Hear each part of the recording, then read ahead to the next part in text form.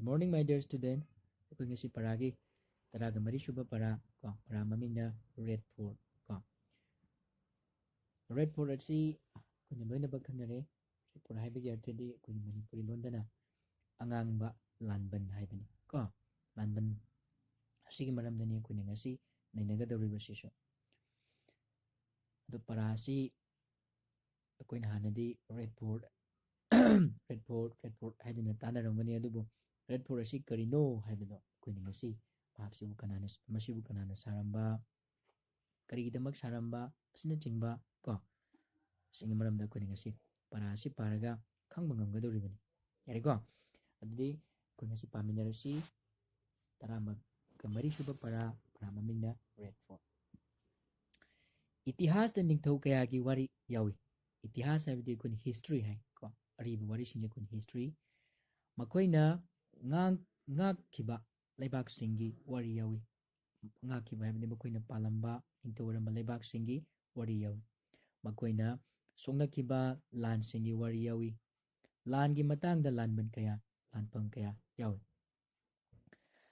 Bharat ki maming chatpa lanban singi manungda Red Fort su amani masi all ariba Delhi da lay Delhi da all Delhi haiba mafam ama lay mafam duda Red Fort si lay angang manung ngaktana saba achauba lanban ni ko ngasai Red Fort si machu su ngangi ko aduna ne koina mahak si Red Fort angang lanban haina kauriba si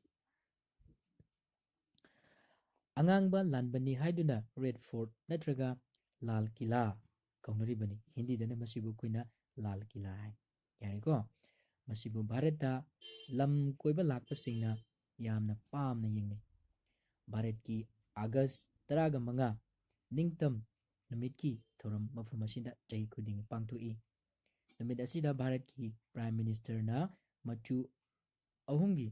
jati ki firal chingkhati Considering koina Independence Day ningtam numita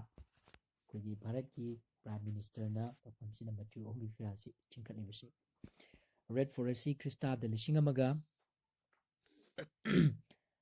chamapanga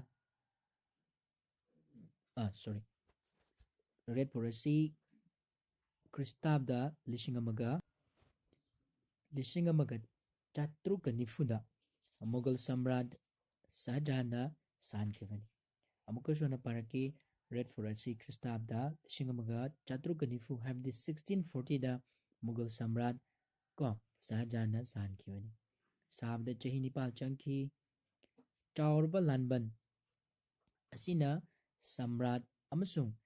Begum Singhi Kunung Singh amasung Laikol Singh kushili habidi achauba lanban sina Samrat adi ningthau sini mahaki amasung Begum adi mahaki Maharani Singh ko laiba mafam singdu koi kushili lanban manungda ningthau gi kumhai yengpham lay lanban sigi manungda ningthau sigi kumhai yengpham adi kumhai sing tawraga yengpham lay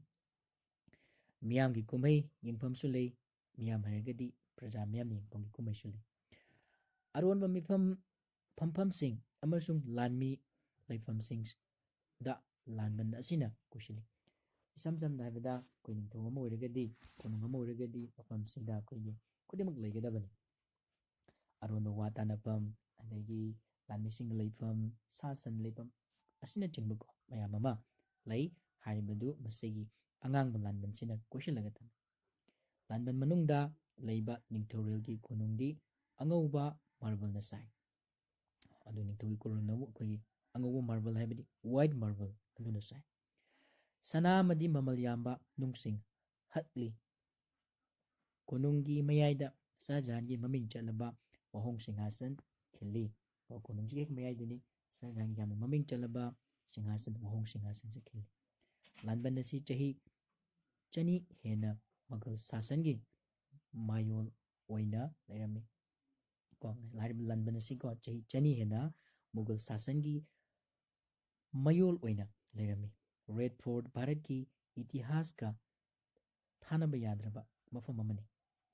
masi Delhi gi maroiba tourist center singi manungda amani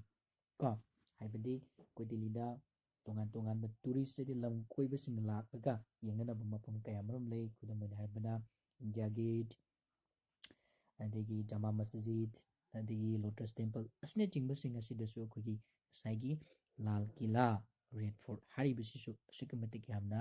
ꯃꯔꯨꯑꯣꯏꯕ ꯃꯐꯝ ꯑꯃꯅꯤ ꯀꯣ ꯑꯗꯨꯅ ꯑꯩꯈꯣꯏꯅ ꯉꯁꯤꯒꯤ ꯄꯔꯥ ꯑꯁꯤꯗꯒꯤ ꯀꯔꯤ ꯈꯪꯕ ꯉꯝꯕꯒꯦ ꯍꯥꯏꯕ ꯃꯇꯝꯗ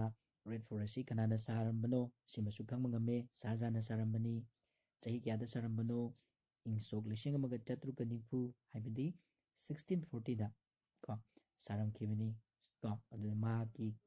ꯃꯅꯨꯡꯁꯤꯗ ꯂꯥꯟꯕꯟꯁꯤꯡꯒꯤ ꯃꯅꯨꯡꯗ ꯀꯔꯤ ꯀꯔꯤ ꯂꯩ ꯍꯥꯏꯕ ꯑꯁꯤꯅꯆꯤꯡꯕ ꯃꯌꯥꯝ ꯑꯃ ꯑꯩꯈꯣꯏꯅ ꯄꯔꯥ ꯑꯁꯤꯒꯤ ꯈꯨꯠꯊꯥꯡꯗꯒꯤ ꯑꯩꯈꯣꯏꯅ ꯉꯁꯤ ꯈꯪꯕ ꯉꯝꯃꯤ ꯌꯥꯅꯤꯀꯣ ꯑꯉꯥꯡꯁꯥ ꯑꯗꯨꯗꯤ ꯄꯔꯥꯁꯤ ꯅꯤꯡꯊꯤꯅ ꯄꯥꯔꯣ ꯀꯣ ꯃꯨꯟꯅ ꯈꯪꯂꯣ ꯑꯗꯨꯒ ꯑꯃꯨꯛ ꯀꯣꯏꯁꯟ ꯑꯟꯁꯔꯁꯤꯡꯁꯨ ꯏꯁꯥꯅ ꯄꯤꯕ ꯉꯝꯕ꯭ꯔꯥ ꯍꯥꯏꯗꯨꯅ ꯌꯦꯡꯉꯨꯀꯣ ꯐꯔꯦ ꯑꯗꯨꯗꯤ ꯉꯁꯤꯒꯤꯗꯃꯛꯇꯗꯤ ꯃꯇꯥꯡ ꯑꯁ꯭ꯋꯥꯏꯗ ꯀꯣ ꯄꯔꯥ ꯑꯁꯤ ꯂꯣꯏꯁꯤꯜꯂꯁꯤ ꯃꯊꯪꯒꯤ ꯚꯤꯗꯤꯑꯣꯗ ꯑꯃꯨꯛ ꯑꯅꯧꯕ ꯄꯔꯥ ꯑꯃꯒ ꯂꯣꯏꯅꯅ ꯑꯃꯨꯛ ꯊꯦꯡꯅꯁꯤ ꯉꯁꯤꯒꯤꯗꯤ ꯃꯇꯥꯡꯁꯤ ꯂꯣꯏꯁꯤꯜꯂꯦ ꯊꯦꯡꯛ ꯌꯨ